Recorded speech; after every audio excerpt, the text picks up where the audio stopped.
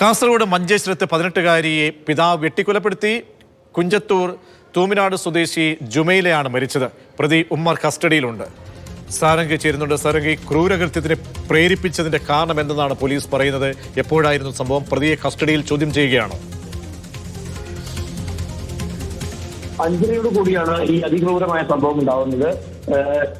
പ്രതിയായ ഉമ്മർ ലഹരി ഉപയോഗിച്ചിരുന്നത് തന്നെയാണ് പ്രാഥമിക നിഗമനത്തിന്റെ പോലീസിന് മനസ്സിലാക്കാൻ സാധിക്കുന്നത്. വീട്ടിൽ ചെറിയ തർക്കങ്ങളുണ്ടായിരുന്നു, വാക്കുതർക്കങ്ങളുണ്ടായിരുന്നു. ഇതിനിടയിലാണ് ഉമ്മർ യാതൊരു പ്രകോപനവുമില്ലാതെ ആയുധവുമായി ഈ 18-കാരിയായ ജുമൈലയെ അതിക്രൂരമായി വെട്ടി പരിക്കേൽപ്പിക്കുന്നത്.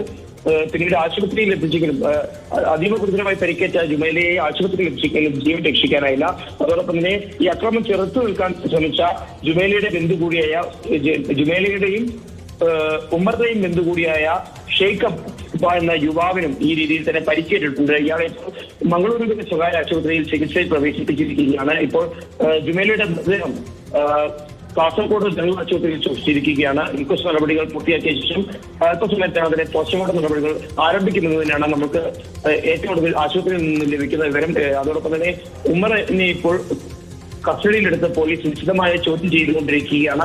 മറ്റേതെങ്കിലും കാരണം ഈ കൊലപാതകത്തിന് പിന്നിലുണ്ടോ എന്നുള്ള കാര്യം പോലീസ് വിശദമായി അന്വേഷിക്കുന്നുണ്ട്. മുൻപ് യാതൊരു തരത്തിലുള്ള പ്രവർത്തനങ്ങളിലും ഏർപ്പെടാത്ത ആളാണ് ഉമ്മർ എന്ന് തന്നെയാണ് പോലീസിന് നാട്ടുകാരിൽ നിന്നും ബന്ധുക്കളിൽ നിന്നും ലഭിക്കുന്ന വിവരം. എന്തായാലും ഇപ്പോൾ പോലീസ് സ്റ്റേഷൻ മഞ്ചേശ്വരം പോലീസ് സ്റ്റേഷനിലാണ് ഉമ്മറിനെ സൂക്ഷിച്ചിരിക്കുന്നത്. നാളെ അതിരാവിലെ തന്നെ കോടതിയിൽ ഹാജരാക്കാനാണ്. ശരി, സാരംഗാണ് വിവരങ്ങൾ നൽകിയത്. ക്രൂരകൃത്യമാണ്.